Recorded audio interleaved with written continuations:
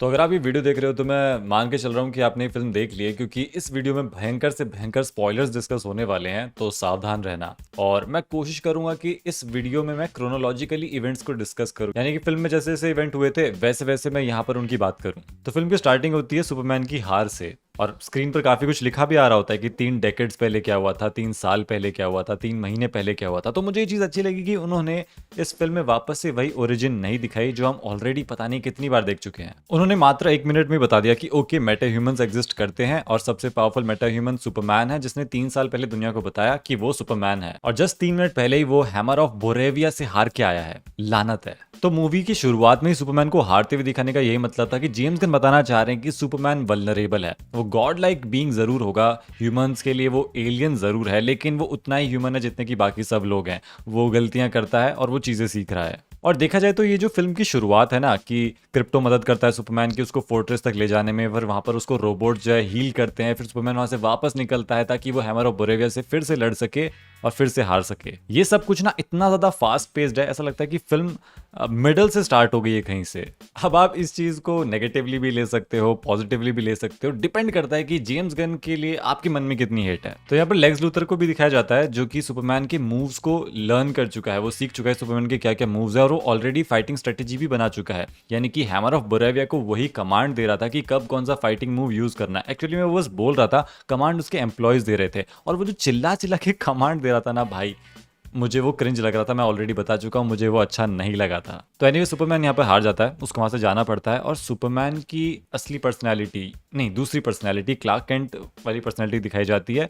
और यहाँ पर वो एक अच्छा रिपोर्टर है। जैसे कि स्पाइडरमैन में नहीं था कि पीटर पार्कर खुद ही स्पाइडरमैन है तो वो पिक्चर्स क्लिक कर लेता था और फिर इजी हो जाता था उसके लिए एक अच्छा फोटोग्राफर बनना, वैसे यहाँ पर क्लार्क कैंट खुद को ही इंटरव्यू दे देता है और फिर उसी इंटरव्यू के बेसिस पर आर्टिकल्स लिखता है जो कि वर्क करते हैं। ये जो सुपरमैन और लोइस लेन का इंटरव्यू सीन था ना, ये बहुत ज्यादा बढ़िया था और इंपॉर्टेंट था फिल्म के लिए। ये थॉट प्रोवोकिंग था और सुपरमैन की थिंकिंग को सामने रखता है, लेकिन साथ में ये भी पता चलता है कि सुपरमैन कैसे वर्ल्ड अफेयर्स को कंट्रोल नहीं कर सकता। हाँ, उसका इंटेंशन सही है, वो पीस लाने की कोशिश कर रहा है, लेकिन जो तरीका है ना, उसकी वजह से और ज्यादा डिस्ट्रक्शन होगा और ज्यादा वॉर छिड़ेगी। ऊपर से लोइस लेन और सुपरमैन के बीच में जो रिलेशनशिप प्रॉब्लम दिखाई थी ना, वो भी मुझे काफी अच्छी लगी, क्योंकि रियल लाइफ कपल्स में भी ऐसा ही होता है, कम्युनिकेशन गैप होता है, ईगो प्रॉब्लम्स होती हैं, और इसकी वजह से सुपरमैन और ज्यादा रियल और रिलेटेबल लगता है। क्योंकि अगर सुपरमैन की बंदी कलेश कर रही है तो तुम लोग क्या चीज हो, तुम लोग सिंगल हो। मेरे को एक चीज समझ में नहीं आई कि ये इसी थिएटर में हुआ था जहाँ पे मैंने फिल्म देखी, या फिर इंडियन सेंसर बोर्ड ने ही कुछ किया है, क्योंकि लोइस लेन और सुपरमैन के जितने भी किसिंग सीन्स है ना, उनको आधा आधा कट कर दिया, यानी कि शुरुआत का किसिंग सीन नहीं दिखाएंगे, बाकी का देख लेना। ऐसा क्यों? तो लेक्स लूथर इतना ज्यादा हरामी दिखाया गया ना इस फिल्म के अंदर कि उसको फोर्ट्रेस ऑफ सॉलिट्यूड में जाना था तो उसने सुपरमैन को कहीं और बिजी कर दिया। वो जो छोटू सा क्यूट सा मॉन्स्टर जो बड़ा हो जाता है ना, मेरे ख्याल से उसी की फाइट के दौरान ही शायद लेक्स लूथर वहां पे जाता है, जितना मुझे याद है। तो लेक्स लूथर सुपरमैन के फोर्ट्रेस ऑफ सॉलिट्यूड से उसके मॉम डैड का मैसेज चुरा लेता है, जो कि डैमेज्ड मैसेज होता है। वो उसको रिपेयर करता है और असली मैसेज सामने निकल कर आता है। और यहाँ से भाई साहब आता है अल्टीमेट ट्विस्ट। देखो, मेरे को क्या लग रहा था कि जो डैमेज्ड मैसेज होगा ना, उसमें रिवील होगा कि मे बी अर्थ में कुछ प्रॉब्लम है, कुछ अर्थ से रिलेटेड प्रॉब्लम रिवील होगी या फिर सुपरमैन से रिलेटेड। लेकिन पता चलता है कि वो प्रॉब्लम थी सुपरमैन के पेरेंट्स से रिलेटेड, यानी कि उसके पेरेंट्स ने उसे किसी और पर्पस से भेजा था। उन्होंने सुपरमैन को अर्थ पर भेजा था अपनी स्पीसीज को कंटिन्यू करने के लिए, अर्थ पर राज करने के लिए, जितनी हो सके उतनी वाइफ्स बनाने के लिए। और यहीं से पूरी दुनिया सुपरमैन के अगेंस्ट हो जाती है। अब देखो, यही सच है, सुपरमैन का रियल पर्पस यही था, उसको इसीलिए भेजा गया था। अब वो बात अलग है कि उसने ये रास्ता नहीं चुना, पर हाँ, अर्थ पर रूल करना, औरतों को प्रेग्नेंट करना, यही उसका काम था। इनविंसिबल में जैसा हुआ था। और मैं थोड़ी देर के लिए शॉक्ड था यहाँ पे, क्योंकि ये ओरिजिन चेंज करने वाली बात है बिल्कुल, क्योंकि सुपरमैन के पेरेंट्स ही तो बढ़िया क्रिप्टोनियंस थे जिन्होंने सुपरमैन को एक अच्छे पर्पस के लिए भेजा था अर्थ पे। यहाँ पर पर्पस ही बदल दिया गया है। तो ये बोल्ड टेक है, लेट्स सी फ्यूचर में इसका क्या होता है। अब क्रिप्टो जो है उसने सुपरमैन को बहुत ज्यादा परेशान किया इस फिल्म के अंदर। वो एक अच्छा डॉग नहीं है, लेकिन क्योंकि लेक्स लूथर उसको उठा के ले जाता है तो सुपरमैन को वापस तो वो चाहिए ही चाहिए। और इसके लिए सुपरमैन लेक्स लूथर के ऑफिस में भी जाता है और वहां पर वो टेबल वगैरह फेंक देता है। और मैं कहूंगा कि लेक्स लूथर बहुत ज्यादा कोल्ड है भाई, उसने फ्लिंच तक नहीं किया था, इतना कुछ हो गया था उसके सामने। उसके सामने दुनिया का सबसे पावरफुल आदमी खड़ा था। भाई, ये टकले लोगों में ना कुछ तो बात होती है, इनकी गांड नहीं फटती किसी भी सिचुएशन में। पर ये सब छोड़ो, सुपरमैन क्रिप्टो के लिए खुद को सरेंडर कर देता है। वो डॉग जो उसकी सुनता नहीं, उसकी नाक में दम करके रखता है, सुपरमैन उसको बचाने के लिए लेक्स लूथर के सेल में चला जाता है और यहीं से असली राज खुलने लगते हैं लेक्स लूथर के कि भाई उसने इतना बड़ा सेल बना रखा है, एक पॉकेट यूनिवर्स बना रखा है जिसमें पोर्टल्स है और इतने सारे लोगों को कैद करके रखा है। भाई इनसेन आदमी है ये, क्योंकि केज जो है, सेल जो है, उसके गार्ड्स भी है, वहां पर लोगों को कंट्रोल कर रखा है, वहां पर मेटा ह्यूमंस हैं। अब अगर ये बंदा सुपरमैन को टक्कर नहीं देगा तो कौन देगा फिर?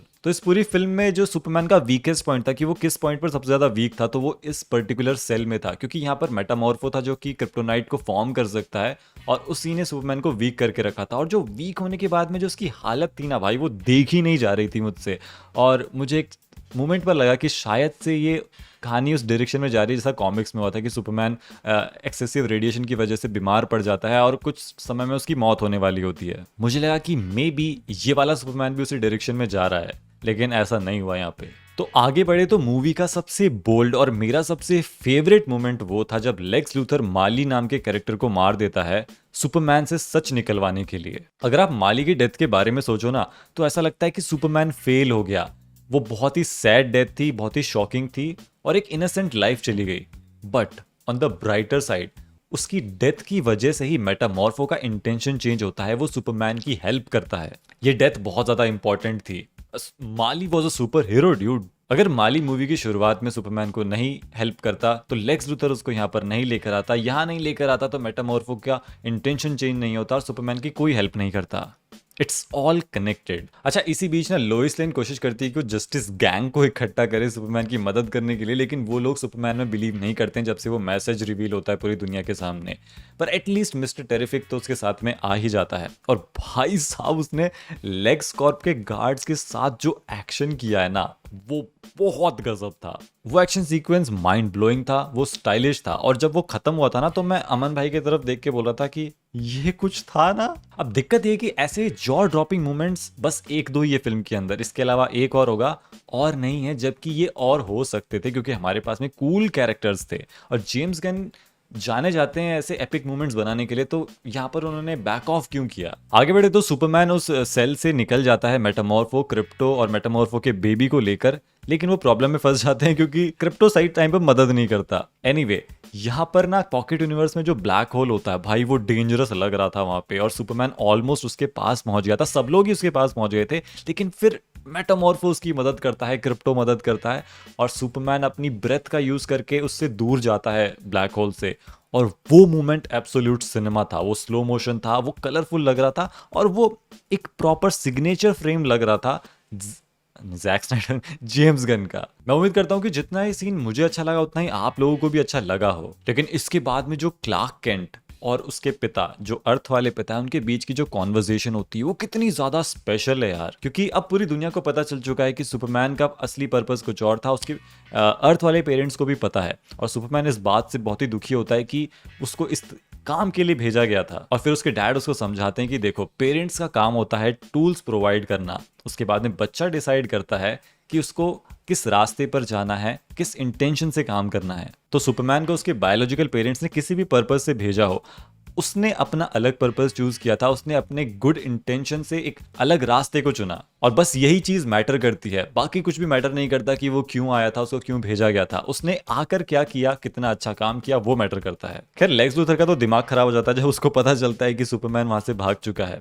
और दूसरी तरफ लोइस लेन और जिमी ओल्सन कोशिश करते हैं लेक्स लूथर को एक्सपोज करने की कि एक्चुअली में वो चाह क्या रहा है ये सब कुछ करके। तो इवेंचुअली मुद्दा ये था कि लेक्स लूथर बोरेविया और जहरानपुर के बीच में ही वॉर शुरू करवाता है। वो ये सब कुछ उसी का किया धरा था, इसलिए नहीं कि वो वॉर शुरू करवा के वेपन बेच के पैसा कमा सके, बल्कि उसको पता था सुपरमैन इस मामले में बीच में पड़ेगा, सुपरमैन इस मामले में बीच में पड़ेगा तो लेक्स लूथर को गवर्नमेंट का सपोर्ट मिल जाएगा, वो लीगली सुपरमैन को मार सकेगा। वो मारना इसलिए चाहता है क्योंकि उसको लगता है कि सुपरमैन एक बहुत ही पावरफुल बीइंग है और अर्थ के लोग बहुत कमजोर हैं और ये लोग कमजोर लोग एक बहुत ही पावरफुल बीइंग को एडमायर कर रहे हैं, सारे दिन इसी की बात कर रहे हैं, खुद को भूल चुके हैं, ह्यूमैनिटी भूल चुके हैं और एक इतना पावरफुल बीइंग एग्जिस्ट नहीं करना चाहिए ह्यूमंस के साथ में ऐसी सोच है लेक्स लूथर की। और ये कैरेक्टर आर्क अल्टीमेटली बहुत बढ़िया है, बहुत मीनिंगफुल है, लेकिन ये बैटमैन वर्सेस सुपरमैन वाले लेक्स लूथर से ज्यादा अलग नहीं है। वहां पर लेक्स लूथर बैटमैन को मैनिपुलेट करता है सुपरमैन को मारने के लिए, वो अच्छे से मैनिपुलेट कर देता है। यहाँ पर लेक्स लूथर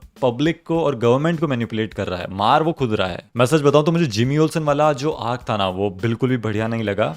वो जो एक्सपोज करने की कोशिश करता है लेक्स लूथर की गर्लफ्रेंड का यूज करके, और लेक्स लूथर की गर्लफ्रेंड में लिटरली 8 साल के बच्चे जितना दिमाग है, जो सेल्फीज लेती रहती है वर्क प्लेस पे, उसको कोई रोकता नहीं है, टोकता नहीं है, उसको शर्म भी नहीं आती। वो मुझे आउट ऑफ प्लेस लगा, क्योंकि ग्रोन अप कैरेक्टर्स जब एक बच्चे की तरह बिहेव करते हैं, मुझे वो पसंद नहीं आता, वो भी ऐसे इन्वायरमेंट में, ऐसी सेटिंग में। तो लेक्स लूथर ना अब सब कुछ दाव पे लगा देता है सुपरमैन को मारने के लिए। उसने जो पॉकेट यूनिवर्स बनाया था उसकी मदद से वो मेट्रोपोलिस को डिवाइड कर रहा होता है वो।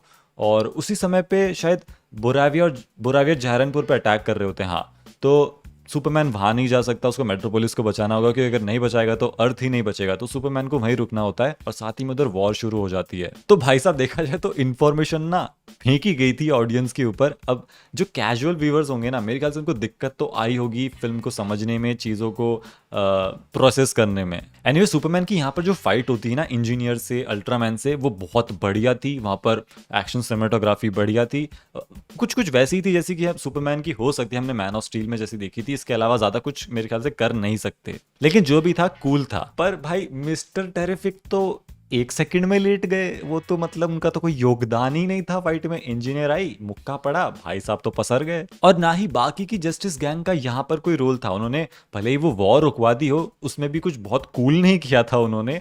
और वॉर रुकवाने के बाद यहाँ पर आते, मतलब कुछ तो करना चाहिए था कि फाइनल बैटल में, जो कि मोस्ट इंपॉर्टेंट बैटल है, उसमें हमारे सारे सुपर हीरोज होते और कुछ कूल मोमेंट्स को बनाया जा सकता था वहां पे, क्योंकि अल्टीमेटली सुपर हीरो मूवी का यही काम होता है। अब देखो अल्ट्रामैन का जो रिवील होता है कि ओके वो सुपरमैन की ही कॉपी है, लेक्स लूथर ने बनाई है, वो बढ़िया था। और वहां पर जोक्स भी बढ़िया थे लेक्स लूथर के। वो बोलता है कि ये स्टूपिड है, लेकिन इससे ज़्यादा स्टूपिड नहीं बनाया जा सकता था। स्टूपिड वाला जोक मारा था उसने कुछ सुपरमैन के ऊपर।